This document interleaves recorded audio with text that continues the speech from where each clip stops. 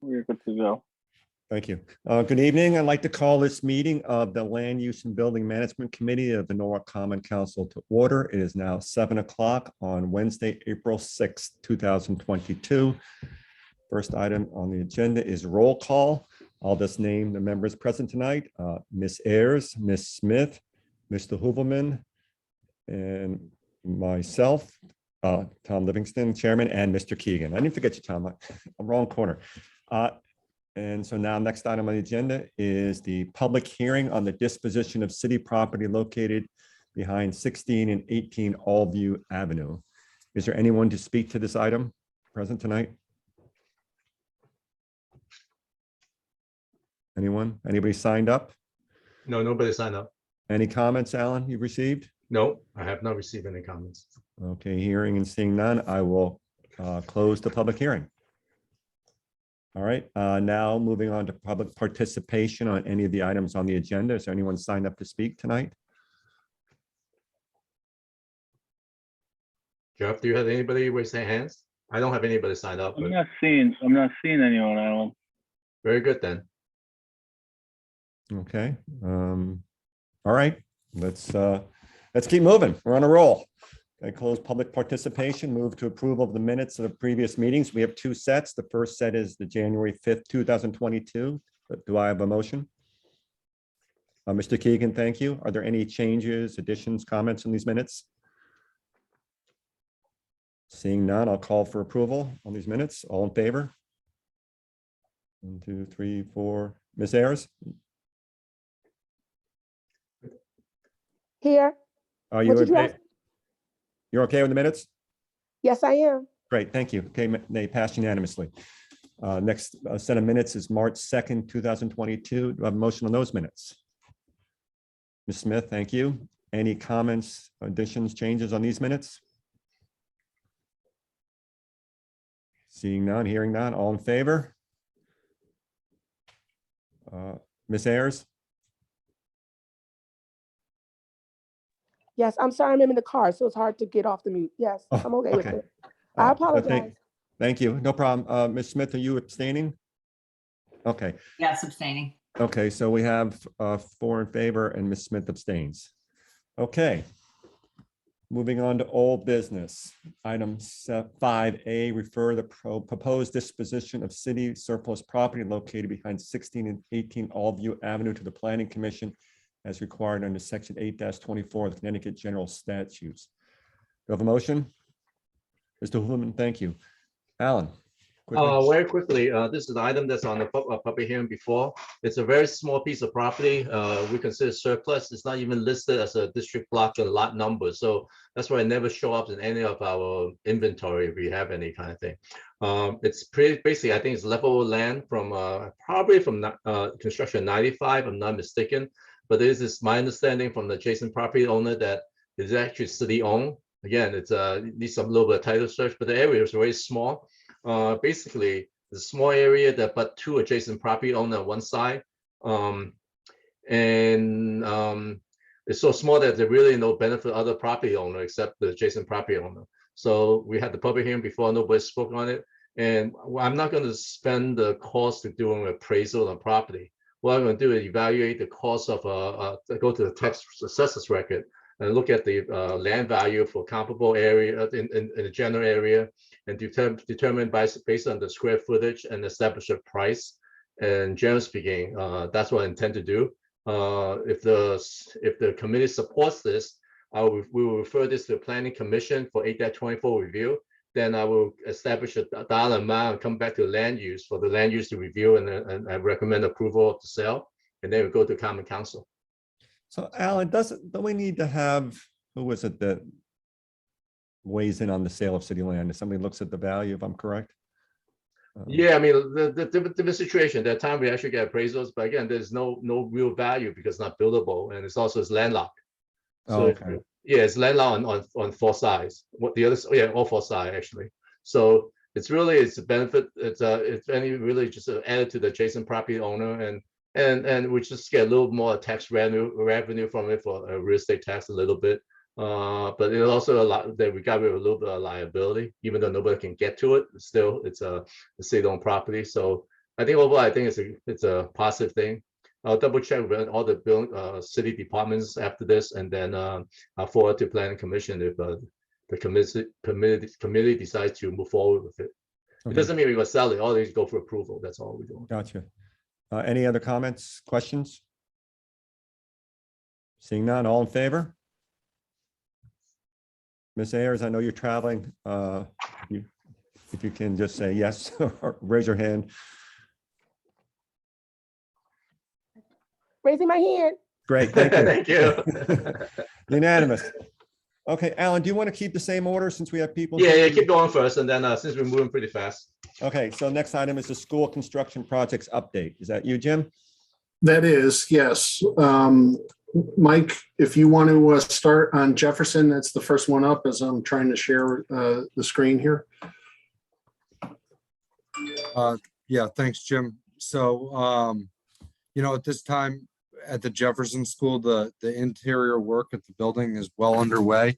A lot of the classrooms have paint on the walls now. The floors have been prepared, and the contractors are starting to put floor finishes in. We're still working on the HVAC and above ceiling mechanical equipment on the second and first floor. So if you were to go in the building right now, the contractor worked from the third floor down, so basically working their way out of the building. So as you progress from the third floor down to the first floor, the third floor is more complete than the second, and the second's more complete than the first. Also, now that the weather's improved on outside, the site work contractor is working on getting driveways and parking lots ready for asphalt. They brought the power across over to the staff parking lot for the lighting.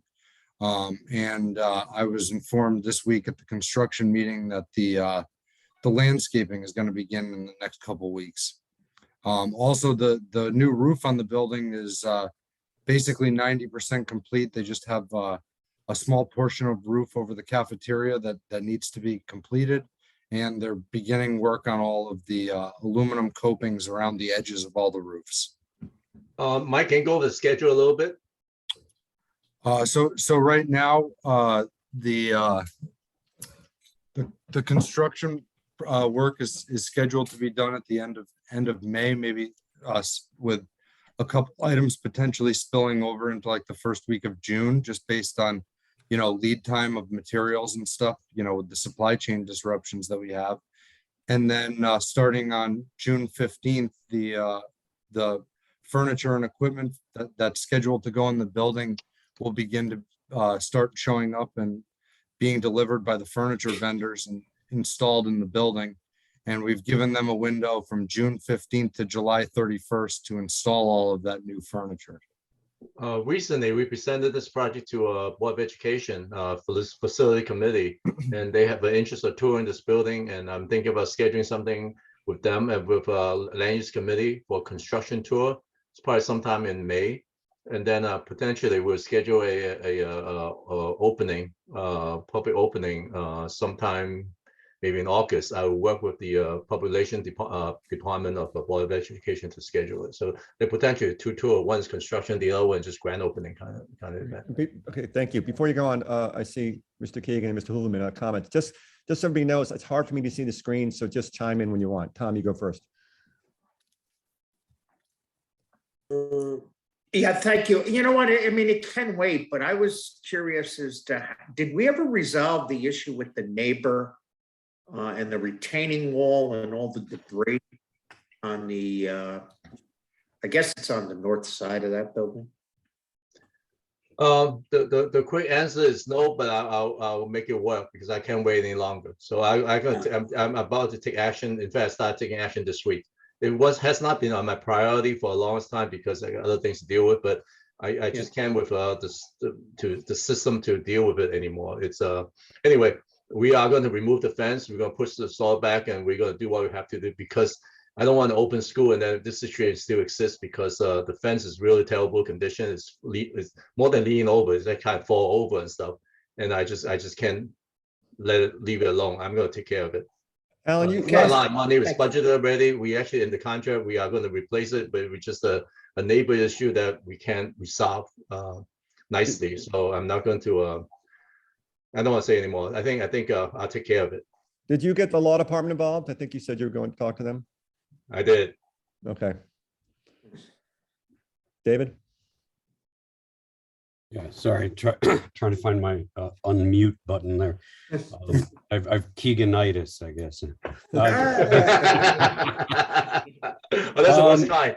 This is just a quick question for Mike or Jim. Is with the supply chain issues that you reference, we're not looking at anything that's going to hold us back from being able to open up and put the kids back in the school in the fall, right? At this time, from what we're being told by the contractors, no. We have a standing meeting every Tuesday to discuss the project with, Alan, the architecture team and the construction team for the project. And there's a running item on there, which is just items that may not arrive on time. And at this point, we don't have anything that's far out at all. So, we're in really good shape from that end. Great, that sounds great. I'm looking forward to seeing this. Alan, if you can just schedule it after May 8th, that would be great. Very good. Let's keep going. Okay. All right, Mike, you're up again. Cranberry. Yep. So at Cranberry, You might want to go quick on this one. I'm sorry, because we're going to be talking about it later too. So, yeah, I was just going to say that we received trade contractor bids back on the project in March, and on your agenda is the approval of the guaranteed maximum price from the construction manager. So, we'll probably get into that a little bit later. okay, then we're on schedule with that. Yes. Narrowdick, we're done. We've received all city approvals, WPCA, building department. I believe they are in there now, the kitchen contractor, and are making lunches there. So we've completed all the work. We've gotten all outstanding items done. Now it's just a matter of finalizing the financials, getting the last payments and change orders tied up and submitted to the state. So that way we can issue for our final payment. Everything seems to be in order, and hopefully this will be a quick closeout. Any questions on Narrowdick? Just Alan, we're never going to use that one vendor again, right, for electrical parts? Yeah, it's a manufacturer. In fact, I was so upset about them, and we actually took their name off the list of potential manufacturer for Cranberry. So we replaced another company. So it's really not fair the way they treated us. So, but there's not too much recourse because the manufacturer. All right, thank you. Okay, Norwalk High School. Obviously, we went through the presentations through the month of February. The Board of Ed recommended moving forward with option B. I think there's a action item later on in the agenda for Norwalk High School. We do have, I believe, Scott's here from the architect, and we're going to be talking a little bit about next steps as it relates to the sustainability options for Norwalk High School. Any questions regarding Norwalk High School? Okay. South Norwalk School, we're moving forward. I'm sorry, I was trying to unmute. Something wrong with the unmute button. I have a question about Norwalk High School, if you don't mind me asking. Sure. We have received correspondence about people, constituents being concerned about a lot of the publicity that's happening on the state level with the pending lawsuits and us losing our eligibility for the 80%, as well as us not being able to get the project done. And I know Alan and his team have worked tirelessly. Thank you, first of all, has worked tirelessly at answering a lot of these questions. But I have not heard the question answered about Norwalk in regards to being a part of the lawsuit that happened on the state level with the school buildings. Can anyone speak to that? Yeah, Yes, yeah. I'm going to speak to it first before you go, Jim. And Nicole, you probably haven't seen your email. Jim has provided a response to the council and the mayor and others about some of the allegations made about him and his firm, which are totally unfounded. Alan can speak to this as well. I just want to say that in my as I said, some allegations are being made against Jim and his firm. I've worked with Jim for how many years now? 4? 5. 5. And, and I said this in an email that you'll see, which I've always found him to be a man of the highest integrity and professionalism. And I think, I'm full confidence in Jim and his team to move forward with us. He can speak for himself. He has put out a response to some of the allegations. I'll let him speak, and I'll also let Alan speak about the funding process for us, because it is different than the other situations that have been mentioned in his lawsuit. So Alan, maybe first you can outline sort of where we stand in terms of some of these funding. Mr. Livingston, if I may, I'd like to second your comments about Mr. Giuliano as well. Thank you. And Okay. I just, Alan, I'm not questioning you. Right. Oh, no, I don't mean that. All. But I'm so- I just wanted to let it be on record.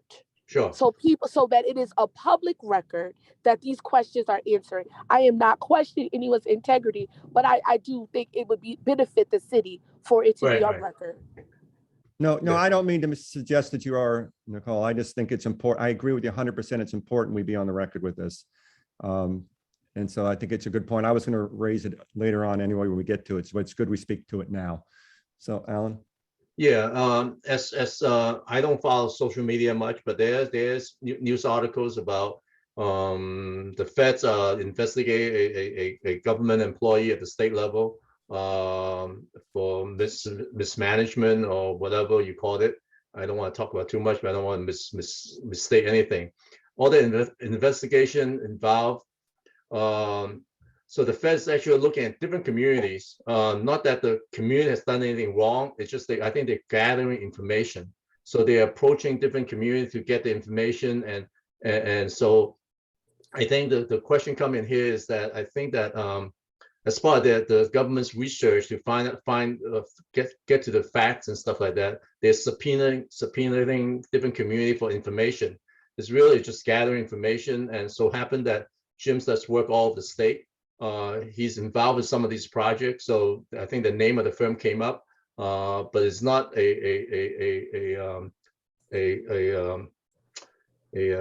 challenge for the firm's credibility or anything like that. It's really is that the feds are looking to build a case and they're looking for information. So they have responsibility to provide the information to the feds for the documentation of activity that happen in different communities. And in terms of our funding, the funding it's not approved by a specific person. The funding, the 80% reimbursement, is actually gone through the state legislature.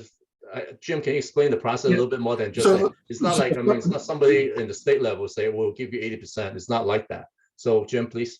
Yeah, so the funding for Norwich High School is different than some other schools that have been going through some issues in relation to what Tom and Alan have just spoken to. The funding for Norwich High School was approved by special legislation. So as a result, it's there, it's locked in. The other schools in this situation did not have special legislation. They just went on for lack of a better term, a promise from the individual that's being investigated. And as a result, the state is questioning. Now, from what I understand, those districts are now seeking special legislation to incorporate those promises that were made by that individual. So just to kind of restate a little bit more, is that the process we went through is actually by legislature approval. It's not by staff approval. So Correct. that's very different. I mean, yeah, so. You're right. We have statute, right. We have legislative approval. I don't know the specific number. I used to know it. I'd have to look it up. Yeah, if anybody wants that, I can get it. Barbara, you had a comment. I'm sorry. Yeah, I would just like to make a comment. Thank you, Mr. Livingston. Yeah, I just would like to say that I find these kind of accusations towards Jim and towards CSG very concerning. They're not at all based on fact. And just like to reiterate and back up what Tom and Tom both said, which is I would like to commend Jim's professionalism, CSG's professionalism, and I'm just disappointed that you have to hear this kind of thing. Thank you, and thank you all for your very nice, kind comments. David? Yeah, thank you, Chairman Livingston. I kind of want to piggyback on what Councilperson Smith just said.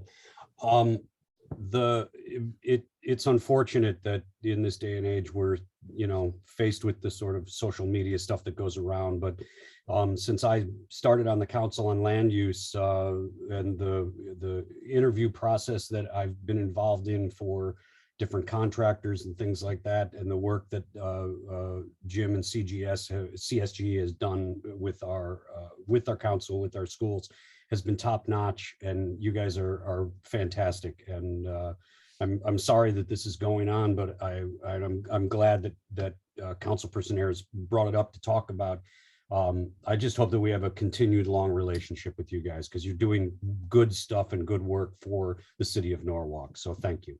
Thank you. And I'm just I don't want to prolong this, but at the same time is that as staff, and if the council have it, if the public, whether it's Norwalk resident, outside Norwalk, have specific comment that come to council, please forward to me so that we can provide not a proper response. We can respond accordingly.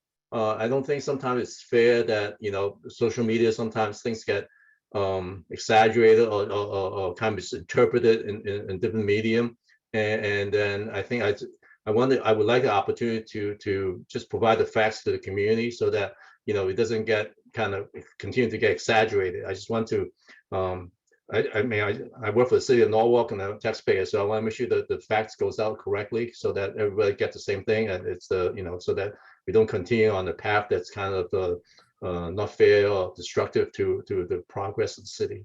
Yeah, and to that point about being open, I want to, unless there's any, Jim, you have any objection, is to put your response into the record of this meeting, so that it's there for everybody to see, because I think it's important that people understand the truth. And so I'd like to have it on the record. Sure. No objection. All right. Without further ado, then let's more comments. Let's keep moving. I just one last thing. I just want to Nikki, I think we answered your question about the process. Assure you that the way the money was approved, 80% is locked in at the state level. It's not an administrative decision that approved it. Right. Thank you, Alan. I understood the process. I did, but okay. I asked the question so that, again, it could be on the public record. But Sure. I am comfortable with the process. Thank you very much. Thank you. Thank you. Thank you. All right. So let's move. Okay. So Alan, do we go on to the Roten, or do you want to do something else first? Yeah, we can keep going. I think we are doing well. So far. Okay. Right, who's in charge here? Yeah. Okay. Next item A2, review request to submit a grant application to the state for the Roten Middle School asbestos abatement project, and refer the following to the Common Council for approval. A, resolved that the Norwalk Land Use and Building Management Committee of the Norwalk Common Council is hereby established as the school building committee with regard to the Roten Middle School asbestos abatement project. B, resolved that the Norwalk Common Council hereby authorizes at least the preparation of schematic drawings, cost estimate, and outline specifications of the Roten Middle School asbestos abatement project. C, resolved that the City of Norwalk Common Council authorizes the City of Norwalk Board of Education to apply to the Commissioner of Administrative Services and to accept or reject a grant for the Roten Middle School asbestos abatement project. Do I have a motion? Mr. Hooverman, thank you. Bill Hodell, anything you want to add to this?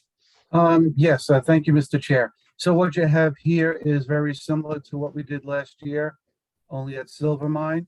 Roten is up next. So we have a draft of an application in with the Office of School Construction and Grants. And this is the formality which we need to follow in order to process that application, get a commitment, and then move on with the job. So this is kind of standard operating business. I may have explained to you in the past, we have an asbestos management plan. And part of that plan is over time, remove the asbestos in the building, mainly with the floor tile. That's how Roten has come up next. A lot of the floor tile has come loose. It is secure, it's not friable, but it must go. That's what we have planned for this summer. The value of this is estimated at between the abatement and the new tile going in, the spend is estimated about $865,000, which we have in the budget. So that's basically every room and hallway, right? Yes. Mr. Huberman? No, that was my question. Is it just tile, or are there any other asbestos that we have to mitigate? This case, it's tile. It's the glue that is adhered to the tile. It's glue on the base, and in some cases, it's the base itself. But it's all going. Thank you. Okay, any further discussion? All right, seeing none, all in favor? Ms. Ayers? Hi. Okay, thank you. Hi. Okay, unanimous. Okay, let's move on. Thank you. Item 3, review bid results and proposed guaranteed maximum price amendment with Newfield Construction for the new Cranberry School project and further the following to Common Council for action. A, authorize the mayor, Harry W. Rilling, to execute an amendment to the agreement with Newfield Construction Group as a construction manager for the Cranberry Elementary School new project to accept the guaranteed maximum price in the amount of $39,985,618. Account noted. And B, authorize building management to issue change orders on contract for a total not to exceed $1,300,000. Do you have a motion? Ms. Smith, thank you. Alan? Yeah, we're this is a part of the city's overall and Board of Education's overall strategy to improve our school system and facilities. I mean, recently we finished Promise and Jefferson. We're underway near completion, and we just finished Narrowmere. And this is our next project down the line. The project is $45 million. The city funded $45 million for this, and I am happy that we got to this point because there is a lot of challenges here. As you all know that, the placement building has been a concern of some neighbors. And I believe the law department has finally worked it out with them. I believe there's an item coming to the council next week from the law department to settle the appeal. So I think agenda Tuesday night. Yeah, so it's kind of concurrent with this process, which is I'm very pleased, to the neighbors that we actually resolved this together, and also to the community that we actually get to start this project.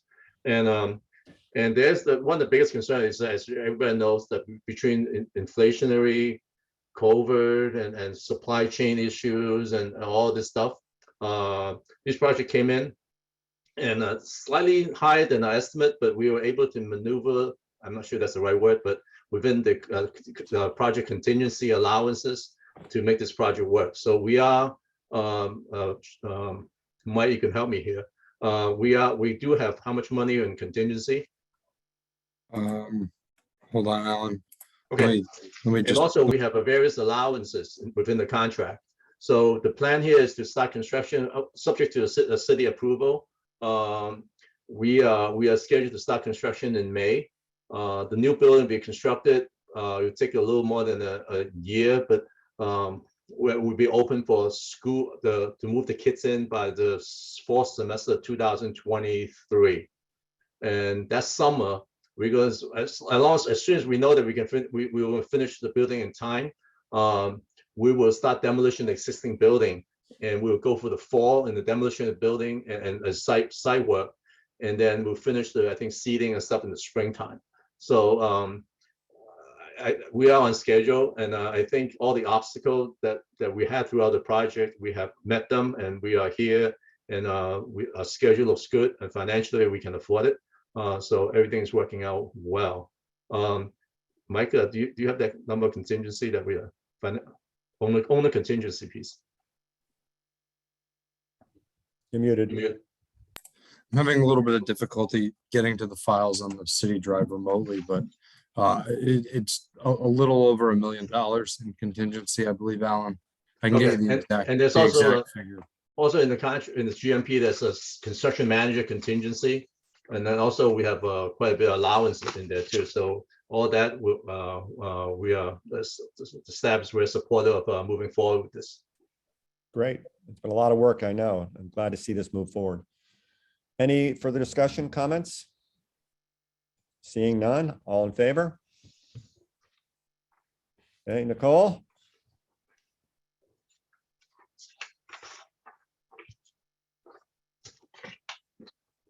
Ms. Ayers? Aye. Okay, thank you. Unanimous. Okay, moving on.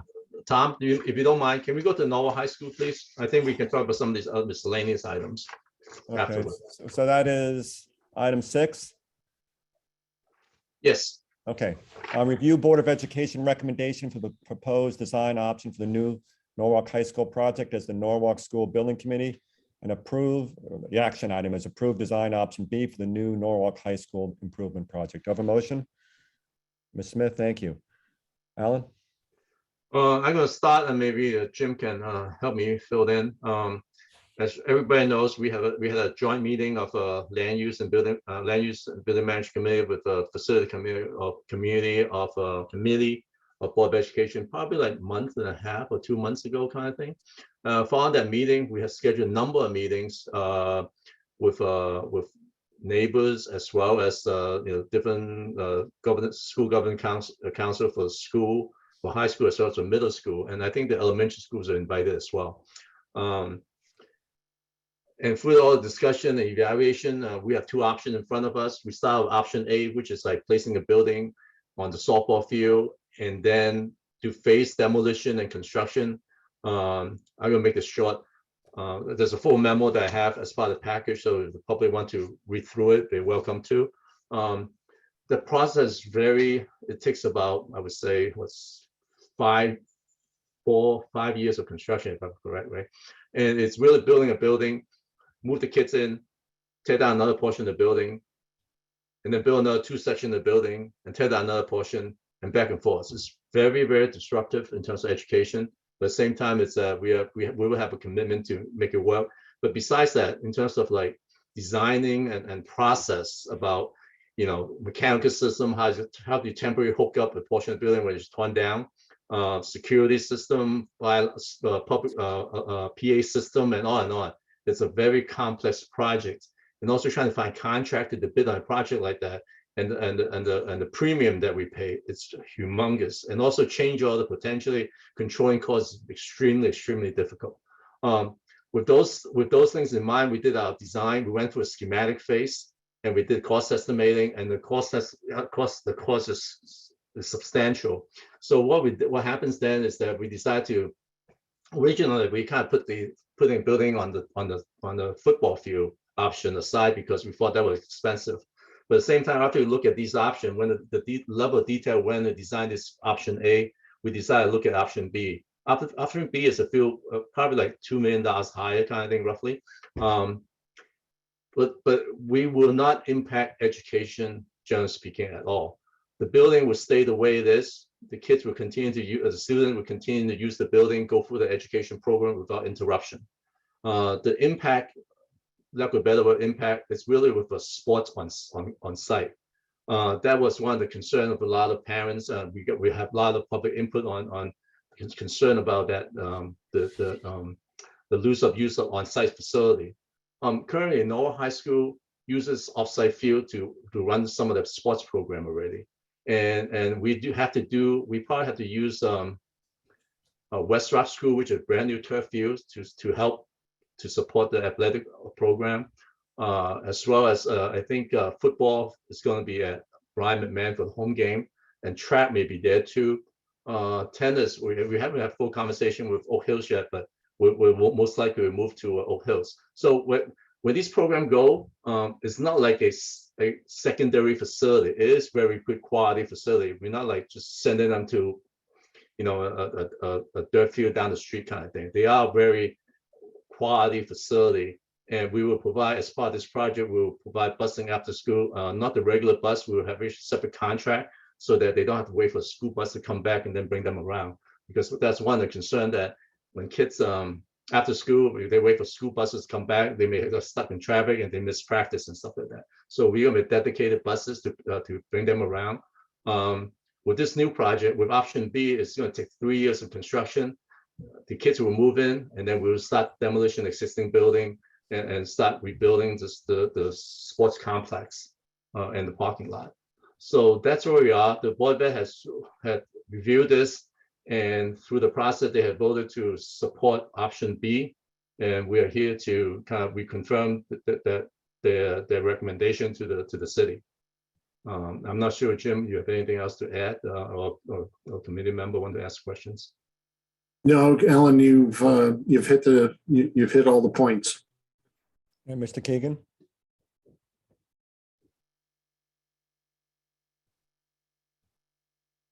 I had to unmute myself, thanks.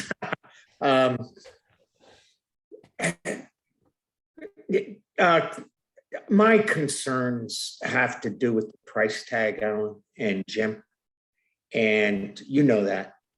And we've discussed this ad nauseum.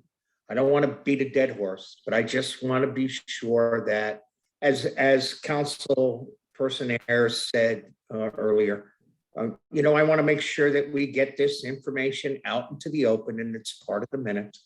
We are still short $36 million, correct? Yes. And we have to ask the state of Connecticut to pay an additional $36 million, right? Is that right? To support the increase of budget by $36 million, because we will be requesting them to reimburse us at 80% of the $36 million. Okay, so we're going to ask them to support 80% of $225 million. And they've already indicated by legislation that they will support 80% up to 189. Is that correct? Correct. There's no guarantee that they'll go above the 189. Is that right? No guarantee? Yes, correct. That's correct. No guarantee. Okay. And what will happen if they say, no, we're not going to go above that number? What happens then? Then we go back. If we need to, we have already put in the capital budget $50 million, right? So if we need more than that amount of money, it would go back to the council to decide whether we want to move forward. Okay. It's not an automatic. I mean, we don't have the money to go forward, so we'd have to go back to the council. I'd like to make a motion that we table this until we get some more information from the state if they are going to support this. I would hate for us to make a vote on this based upon, a guess or a promise or, best guess, whatever we're going to call it. I just think it's not a prudent move on the part of us. But we're not committing the expenditure of funds right now. We are, I think. No, we haven't approved the contract for the build. Alan, step in if you think I'm wrong on this. We haven't approved the contract. Yeah, I mean, we will be proceeding with this option B design. There's cost to it. There's an item on the agenda to talk about architectural fee and architectural services. I think the process for the state will take probably like 2 months to get an answer to what this is April, right, Jim? Would be sometime in May or June. I think the end of May. I don't know the exact date, the last date of it's a short session, I believe, this year. So I believe it ends in in May. I want to say mid-May, but I'm not positive. I believe it's May 4th, I think is. Oh, that early. I heard, yeah, it's early. Okay. So it is pretty soon. Again, I'm not here to try to influence. You asked a straight question, I give you a straight answer, right? We are carrying around 3.5, 4, whatever, some between 3 to 5% of a annual increase per year for construction cost increase. When you add up to roughly a $200 million project, that's, let's say 4%, that's $8 million a year in cost increase. If you divide by 12 months, it's roughly you go $600,000 a month. That's what it's cost. So I'm sensitive to that. And again, I'm not saying you're not, but I'm just saying that when I, lack of a better word, put this in front of the council and ask the council to take action, that's in my mind. I call it a little bit funny math because it's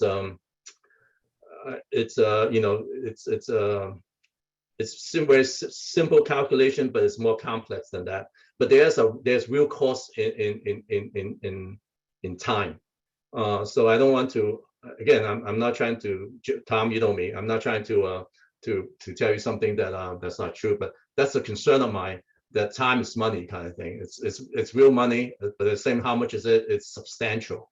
So if we could wait, let's say a month or two, kind of thing.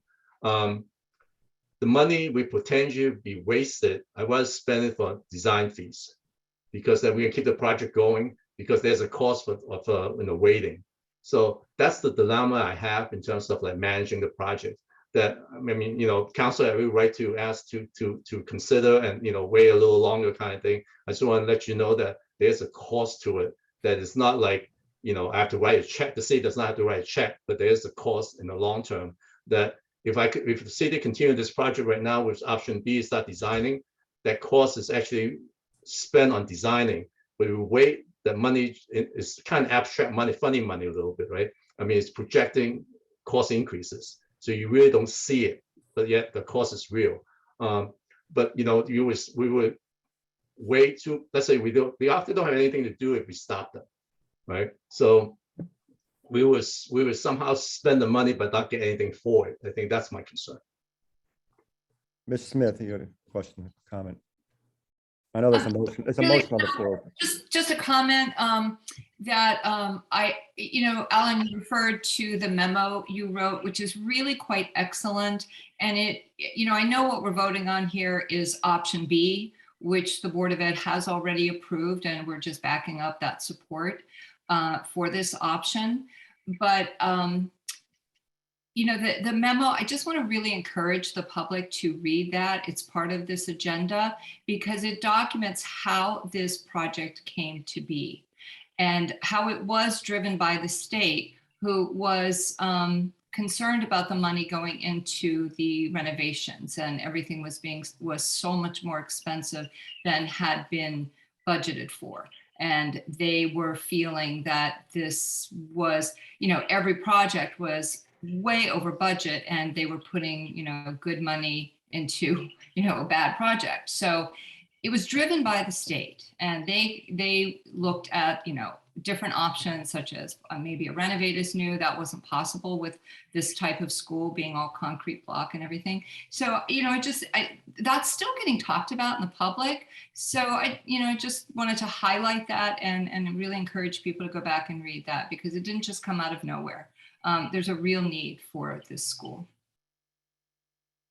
So Mr. Keegan has asked that we table this. Any further comments on that motion? Okay, comments? All right, then I'll call for a vote on the motion to table this item. All in favor? Opposed? Okay, so motion fails. Okay, so let's go back to this consideration of the item option B. Alan, do you want to go anything else you want to say about this? We've all been through the presentation. Does anybody want to have any other further questions? Okay, I'll just call for a vote on approving the design option B. All in favor? Opposed? Mr. Keegan is opposed. Other four are in favor. Thank you. All right, Alan, do you want to what do you want to do next? Which item? Can we, since we have the consultant team here, can we go over energy and green building? It probably takes about 10 to 15 minute of presentation. You're so going all anyone- over the place here. I know, I'm sorry. Tell me what item we're on. Oh, this is 8 then. Well, why don't we just do 7? Because we just talked about it. Okay, very good. All right, item 7 is review request for additional architectural services relating to Norwich High School and refer the following to Common Council for approval. Authorize the Mayor Harry W. Rilling to issue an amendment to this agreement with Castle Booze Associates, Inc. for the Norwich High School project to provide option B schematic design services, new sport complex design, and field house design for a total not to exceed $826,700. Account noted. There were motion? Anybody? Ms. Smith, thank you. So we know what this is. Anybody have any questions about this? We just talked about it. All right, seeing none, all in favor? Opposed? 4 in favor. Mr. Keegan opposes. Thank you. Let's go to item 8. Discussion regarding building sustainability design and alternative energy options for the proposed Norwich High School. Okay. And someone moved the item first. That's right. There's no item to move. Okay. Just discussion. To start this, basically, I asked the design team to come to this meeting tonight. It's really a 2-step presentation. I just want the design team to provide a understanding of green building and sustainable building and energy conservation measure that they are charged to do. It's 2-step. The first one is this meeting, just to generally understand what we are talking about, or well, I don't even know what I'm talking about, but but at the same time is that we intend to do a full presentation probably next month with all the options that we may be talking about tonight, and also anything that come to your mind, and also and we'll do a full presentation what will be for this project, what will be applicable, and the cost of what certain thing may be feasible, certain thing may not be. So, but I think this is an intro conversation, and again, it's two steps this month and next month. With that, I'm going to give it to Scott, and Scott is from Castle Booze Associate, and he's going to introduce his team in terms of presenting these items to you. Okay, thank you. Thank you, Alan. Good evening, everyone. My name is Scott Majali, project manager with Castle Booze Associates, working on the Norwich High School. This evening, we were going to, as Alan mentioned, we're going to be talking about, I guess, as much education as we can for what it is for the design process that our team goes through. And we have Carrie Havey from the Green Engineer and Adam Dookie from Van Zelma Engineers. Carrie's the sustainability specialist, and Adam is basically the mechanical, electrical, plumbing engineer. But we can start off with Carrie. She's going to walk us through generally what needs to happen, and then Adam will finish up with actually how that translates into actual systems. We anticipated presentation about 10 minutes or so, or 15 minutes. Yeah, no, it shouldn't take that long. Absolutely. Okay, very good. Yeah, and I have some images just to kind of walk us through it, but I will say this, we're not talking about the checklist today. We're not looking at specific credits, yes or no. We're not doing any of that today. I'm just kind of talking high level for a couple minutes about each category, so we have an understanding of what we're talking about when we talk about sustainability. So I will share my screen. All right, so just as kind of an overview, so we're all on the same page here. We know we need to meet the Connecticut high performance schools requirements. So we are going to need to have a checklist at some point showing that we're meeting those performance requirements of 28 points. In addition, we understand we need to meet the Connecticut State Energy Code requirements. That's part of the high performance buildings. And this is what, you know, our checklist looks like. Again, we're not chasing points today here. There are mandatory requirements that are required on all buildings. So at a minimum, we have to meet these. And for example, this looks at things like building commissioning, that's required. Erosion and sediment control, we need to make sure we're paying attention to that during construction, and things like acoustical standards. So all of those, the design team will make sure we're meeting these mandatory requirements as part of that process. So in addition, we break this out into categories when we're thinking about sustainability. So one category is indoor environment. So this is the comfort level, controllability of indoor spaces, the health and wellness of those spaces. So we're going to be looking at things like our ventilation, making sure we have good air quality, CO2 sensors lend to that. We want to make sure we have healthy materials in our building that are low emitting so that we don't have, that off gassing that happens, that new car smell. We want to make sure we've got adequate lighting and thermal controls that people can adjust as needed in all of the classrooms. And then we're going to be considering, if time allows, with schedule something like a flush out, where again, this is about a healthy air quality, moving air through the building before occupancy so that we don't have those particulates in the building when people move in. And then of course, looking at daylighting views, making sure we've got ample natural light. Then we get into energy. So Adam, you can jump in here, but we want to make sure that, again, we're designing to meet, to be as energy efficient as possible. We're also going to be looking at metering, controls, building envelope, making sure we have a tight building envelope. I don't know if you have anything, Adam, you want to add here? Yeah, so my name is Adam Duke, from Van Zelm Engineers as the MEP consultant. Thank you for your time today to be able to explain this to you. I just like to point out one thing that I do apologize if you guys hear a big thump. My wife is trying to put to bed our 4-year-old and 1-year-old children. They are directly above my head in the room above. And I'm glad I was able to be on mute for the past few minutes. So anyway, building off what Carrie just talked about, we take what we need to do from an efficiency and energy conservation measures, and we start to translate that to what our building systems are going to be. And while we can design you a pie in the sky energy system or a mechanical system and whatnot that can do everything you want to do, we are very sensitive to some constraints that we have on many projects, especially this project. One being feasibility of a system. We want to make sure that the system that we are designing can be easily constructed to make sure that, first cost is what comes to our mind. Simplistic control and maintenance is another one. Energy efficiency can be very difficult, or energy conservation is very difficult to maintain and control if not properly implemented. So something we like to do is look at a fine line of simplistic control while still giving you energy conservation that you need in your systems. I think one big one we can all agree on is budget. We have limited budget constraints here. So going into our system design, energy conservation measures going forward, we try to look at what the most efficient system is going to be, as well as the most cost-effective system for that efficiency. So we're not going back to the drawing board 3/4 of the way through the design to figure out that this wasn't going to work and we're not going to be able to afford to do it.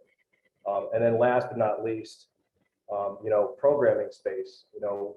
One great thing about the Norwich School is the diverse programming that is in this school, from theater to the sports, the auditorium, the pool, so on and so forth. There's a lot of programming space going into this, but not a lot of footprint in the grand scheme of things for that amount of footprint. So from a mechanical and electrical system standpoint, we don't want to take up any more room than we need to inside the building, so we can provide you with the most amount of usable space. And then last but not least, finally going forward, your energy efficiency and your carbon emissions, trying to keep your energy efficiency low, your carbon emissions low. We take all of those options. We work with the green engineer to develop that based on what we need to do for high performance schools. Make sure we're meeting and exceeding the International Energy Conservation Code on ASHRAE 90.1. And also, we go through that checklist in ourselves as we go through, and we'll be looking at your energy conservation measures, your typical ones like your PV, if it's going to be feasible to do PV, wind, geothermal. We're looking at various water heating ways to do it, stepping away from a larger electric heater, maybe some smaller electric heaters, so we can get more, payback from the PV side of things if that gets implemented. So we go through all of these checklists to make sure that at the end of the day, you're going to have a building that is easy to control and maintain while still maximizing your energy efficient at the best budget possible. So Great. Too much of a car salesman deal. Thanks, Adam.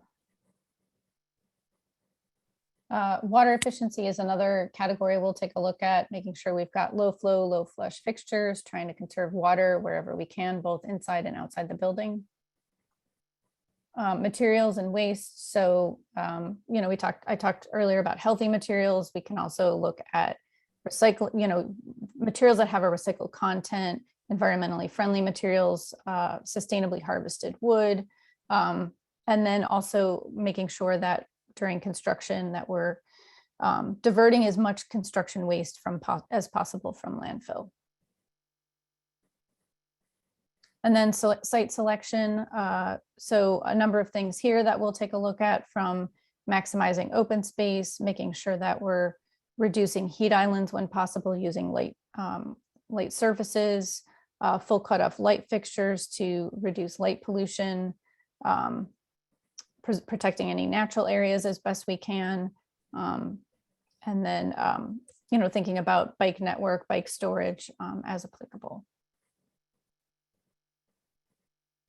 And then there's one last category, which is more innovation. So we can look at things like green cleaning and policy and programs that will help the school post occupancy in that direction of sustainability.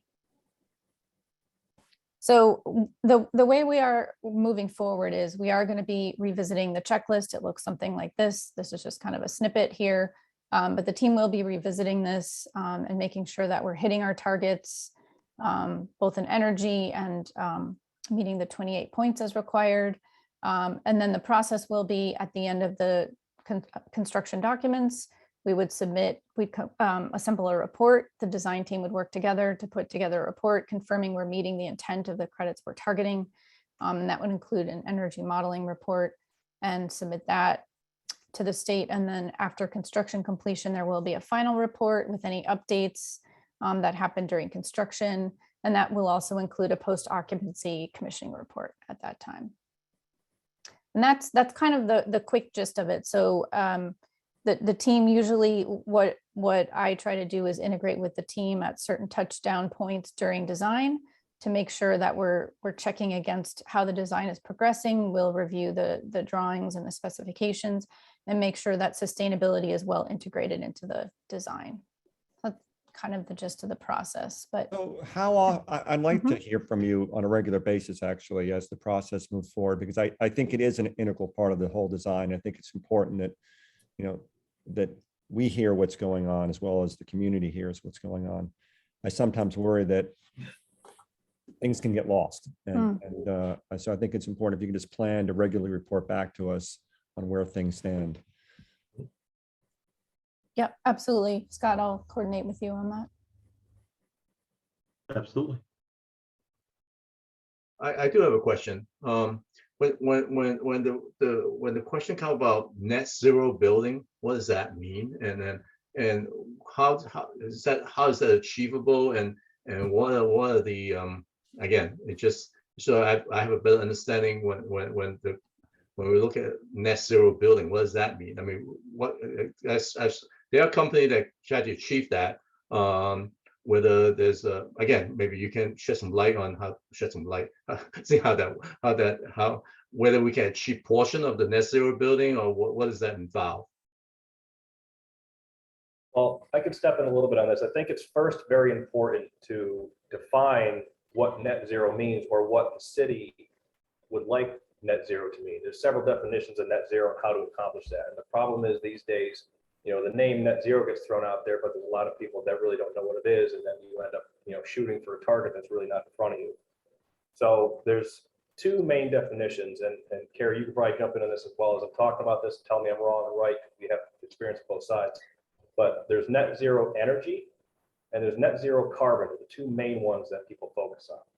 Net zero energy is a facility that all its on-site energy production is equal to or greater than the energy that it consumes on an annual basis. This typically means that the systems have to be 100% electric on site for the most part, and that you're producing enough energy via solar, wind, or some sort that will be as good or greater than the energy you're consuming in a given in an annual year.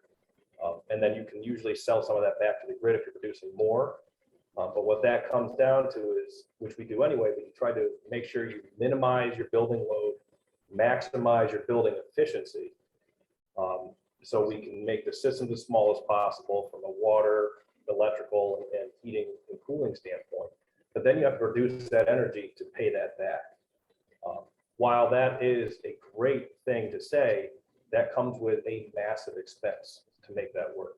And most facilities in general can't produce enough energy on site to support their facility on an annual basis. You can, it definitely is possible, but it comes at quite a great cost in general. Then there's the other term, net zero carbon.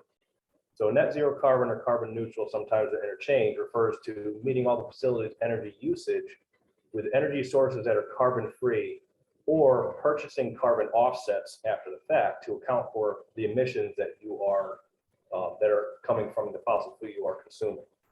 So you still want to maximize your building envelope and efficiency, minimize your systems as best as possible. You still want to be try to go electric as much as possible so you can still use PV, but then also minimize how much carbon you're producing. And then in general, you can buy, counteract and buy offsets or green energy to offset the carbon you're putting out. That one is, in general, the one that is more widely used when you say net zero carbon.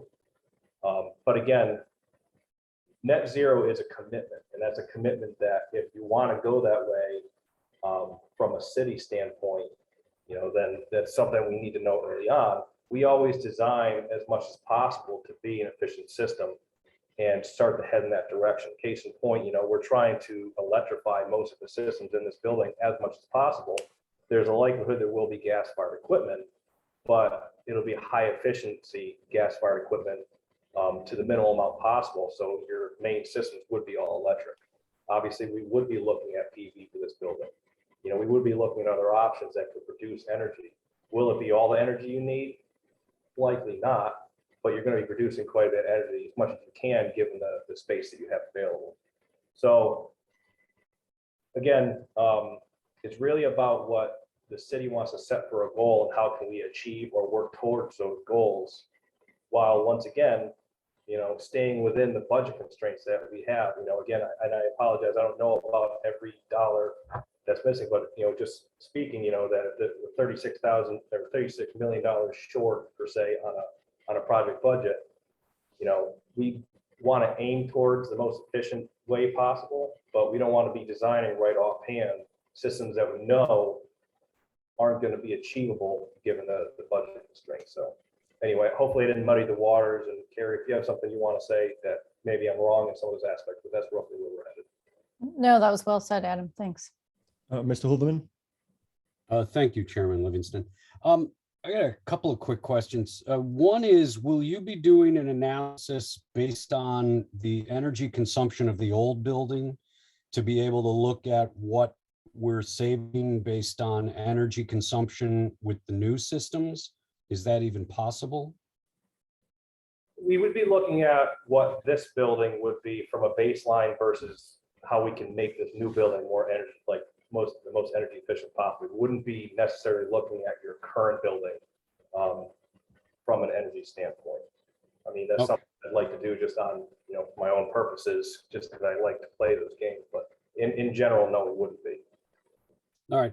I have another question on the when you're talking about the net zero, not the carbon zero, but net zero. Yeah. Is there a ratio that you guys generally work with on expense versus return in some way on a project of this nature based on the budget of this nature? Expense versus return in regards to the energy usage or the dollars budget in general? Energy. Well, in regards to the expense to put the systems in to realize getting us as close as possible to a net zero energy model. Well, I guess that also depends on incentives that are available, right? So one of the things that we typically do right off the bat is also see what Eversource and government offers for incentives to utilize systems to try and make them more energy or more budget efficient. There's not a set ratio, I would say, other than looking at the overall total construction costs, seeing what we can apply towards MEP systems and right away thinking this system in effect cannot be built for the budget that we currently have without, massive incentives. Case in point, something like a fuel cell. A fuel cell is a great idea in the sense that you're taking natural gas and converting it to electrical energy, except for the fact that fuel cells are immensely expensive unless you get incentives for them from the state. So we wouldn't be looking at that system for this kind of building unless we can guarantee there's an incentive that's going to pay for a large sum of it, because there's really no great payback. I mean, in general, fuel cells have an 18 to 25-year payback. By then you have to replace the fuel cells. So we look at as incentive payback to you versus just a ratio. And that's usually part of our analysis as we go forward. Adam, you raise a good point about utility incentives too. That's something that we should probably start to think about sooner than later. Yes. Because there can be savings obtained from that for sure. Barbara? Yeah, I just wanted to follow up with David's question about, the efficiency, the cost from the old building compared to what the efficiencies will be in the new building. And so this is really a question for Bill Hodel.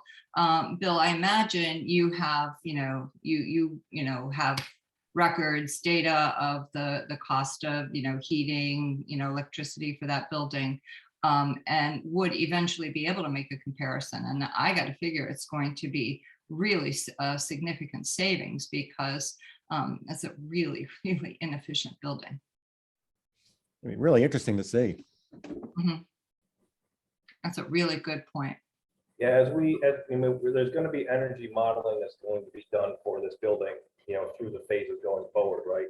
As we're looking at the energy model, there's no reason why we couldn't convert that to a financial impact, and then Bill could tell us what the electrical consumption is of the current facility. And I sure hope it's less for the new building than the old one. I'm sure it will be. I'm going to walk right out of my industry right now, but yeah. I'd like to sort of just second something that Mr. Livingston said earlier. I'd love to get some regular reports on how this is going, to look at what that is, from the standpoint, and also, if there are questions about if we go this way, it would be this, if we go this way. So we have an understanding, and we can sort of let the public follow along as an understanding of how we're going forward to create the efficiency for this new building. That would be great.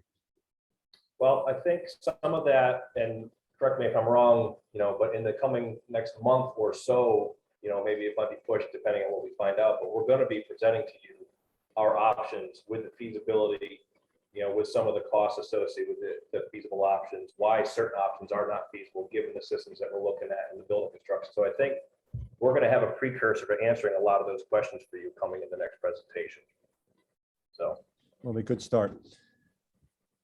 All right, any other questions or comments? No, seeing none. Well, thank you guys. Appreciate it. We'll look forward to hearing from you soon. great. Great, thank you. Thank you. Thank you. Appreciate it. Okay, Alan, I'm going to go back, right? Sure. Find out where I am. Item 4. This is the next one, right? Yeah. Item 4, review technical account adjustment with CSG for the new Sono School project and refer the following to Common Council for action. Authorize the mayor, Harry W. Rilling, to execute an amendment to Construction Solutions Group LLC's Program Management Services Agreement by reassigning the free balances available from the new Columbus School at Ely site and Columbus School Global Academy projects purchase orders to the new Sono School project for a total not to exceed $60,464.01. Account noted. Do I have a motion? Mr. Hooverman. Alan? Yeah, this is a little bit of accounting request. What happened is that this is not additional money that we're asking for. It's that when CSG's contract is set up, there was 2 projects. One is the construction of a new Columbus School. The other one is the renovating of the existing Columbus School. And those charges were sent directly against those specific accounts. With the city combining the 2 projects, which at the time was about $76 million, and converted to a $72 million new Sono school. Those accounts no longer there. So Jim doesn't get paid if I don't do this. So it's really just transferring the account number. That's all it is. And again, we are continue to, anyway, I don't want to say anymore, but it's really come down to it's really, we need to do this so that his service being provided are being properly compensated for the right account. That's all it is. Any questions, comments? Seeing none, all in favor? Unanimous, thank you. Thank you, Jim. All right, item 5, review and, is this right? Okay. Review request to submit a grant application to state for the new Sono School project. Refer the following to the Common Council for approval. A, resolved that the Norwalk Land Use and Building Management Committee of the Norwalk Common Council is hereby established the school building committee with regard to the new South Norwalk School project. B, resolved that the Norwalk Common Council hereby authorizes at least the preparation of schematic drawings and outline specifications for the new Sono School project. And C, resolved the City of Norwalk Common Council authorizes the Board of Education to apply to the Commissioner of Administrative Services and to accept or reject a grant for the new Sono School project. Do I have a motion? Ms. Smith, thank you. Yeah, to start with, as everyone knows, the city is continuing to have a conversation in terms of acquisition of property, and we are doing very well in terms of working together with the property owner, and we're going to try. We have every expectation that we'll reach an agreement. So with that said, I know we are still required to maintain a confidentiality in terms of the real estate negotiation. So I'm not going to go into any more detail, but we are doing well on both sides to come to some kind of agreement. Meanwhile, we have a very strong requirement to get all the grant application to the state by June 30th of this year. So a number of things has happened already. The Board of Ed has approved an education specification, which we prepared, Jim prepared. So that's all set. We are looking to make this real estate deal complete. And at the minimum, we will have a contract that's satisfactory for submission to the state. And Jim, one other item, this action in front of us, which is typically what's required, that we designate the land use committee, and these 3 actions very typical for all grant application to supplement the grant application. Right, and you had the special appropriation already for combining the 2 previous projects into this one new Sono school. So that was a major item as well that the state wants, is the appropriation, so they see that the project is budgeted. I just want to add something. Depends on the final price of the property is. I may have to come back, go through the special appropriation process to make up any shortfall on the property purchase, if there is. I said it previously. I mean, we closed the 2 accounts. We have $76 million. We set up this project at $72 million, with a certain assumption of purchase value. So in the event that if we do go over, we'll have to come back for the difference.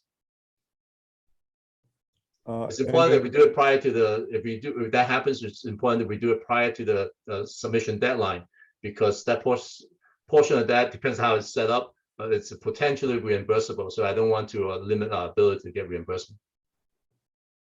Okay. Any questions or comments? Discussion? No. Okay. Seeing none, all in favor?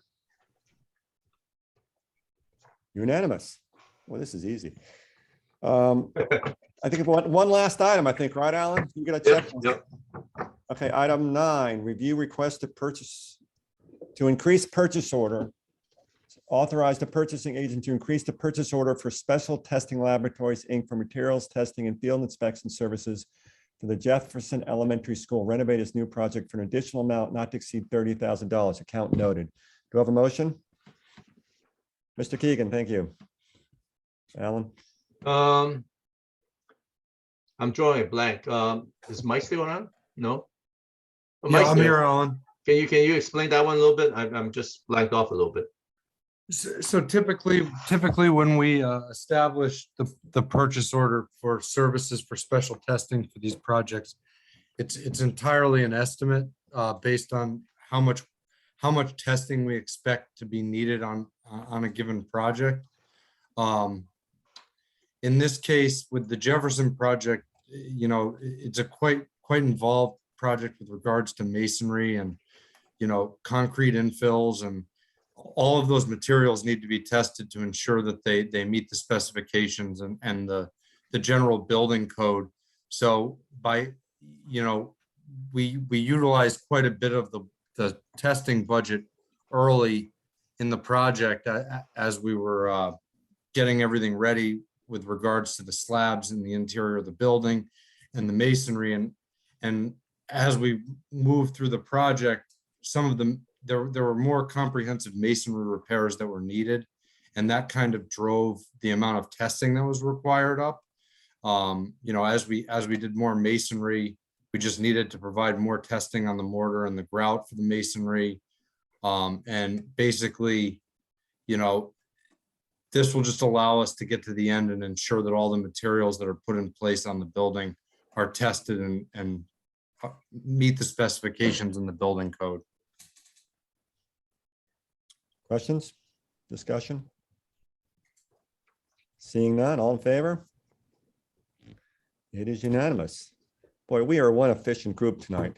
Well, I'm not going to let you guys go yet. I do have one more thing I want to mention to you. I don't know, Alan, we're on a roll here. Please. We Everybody are can on a go. roll. I just want to inform everybody that last year the Common Council approved a middle school bathroom project. Oh, yeah, good. I'm glad you're raising this. Good. Yeah. So what happened was that council approved the money in April last year, and then it's again we heard this from us before. It's very difficult for us to get money approved in April, and the money doesn't become available to July 1st. Yet we're trying to do construction in the summertime, so the sequencing never works, and it doesn't work well. But because the council approved $1.5 million last year for a middle school bathroom renovation, and there's substantial need to do something last summer. So we took the phase 1 project that we spent around, I think it's around $180,000, and did improvement to 3 schools, Rowton, Nathan Hale, and West Rocks. And I wouldn't consider them cosmetic because the things we worked on is good for 10, 15 years, whatever it is. But at the same time, we did we replaced all the light fixtures, painted ceiling, replaced ceiling tiles, toilet fixtures, partitions, sinks, faucets, and on and on. It's not a renovation project by any means. It's a improvement, general improvement kind of thing that get by pretty well. Again, it's not Band-Aid, it's an improvement.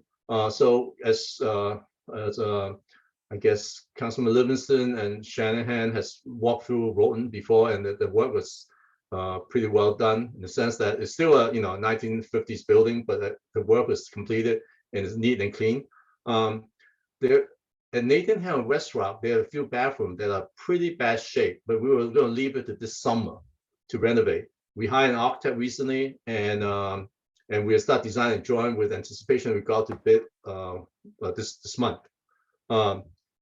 Recently, we started a conversation, Board of Ed, and I think that it's the students from MAN brought up the need to be inclusionary, gender neutral bathrooms.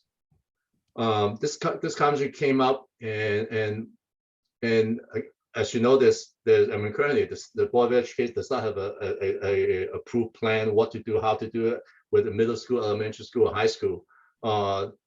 When the student came up from Brian McMahon to bring this item up, there was a lot of support from board members to see what we can do and start looking at it, kind of thing. Based on following conversations, me and Sandra from Board of Education felt that it's better that we hold off 1 year on this project so that we don't spend $800,000, whatever it is, to renovate some of these bigger bathrooms and not in the position to address some of these proposed changes that's desirable in the community. So I just want to let you know that originally we were planning to do these bathroom renovations at Nathan Hale and West Rock this summer, but we postponed it for 1 year for that reason. That's all. Thanks for the update. Anything else? Hey, I'm sorry, point of order. We were jumping around. Did we do item 7? Yes, Okay, I'm. Alan, losing my right? mind. We did I that don't right even before we remember went to what the, 7 is. I know, There that's we what go. Alan made us jump around. Sorry, it's Alan. my fault. We're just testing you guys, see you on your feet. No, Yeah, that we was- did that one. Yeah, we did them My all. old feeble mind. Last chance though, Alan. I'm That's law done. school, Thank David. you. All right, That's law thanks. school, David, doing that to you. Yeah. All right, guys, thank you, Fascinating. everybody. Thank you. Have a good night. Thank you. Thank you. Bye.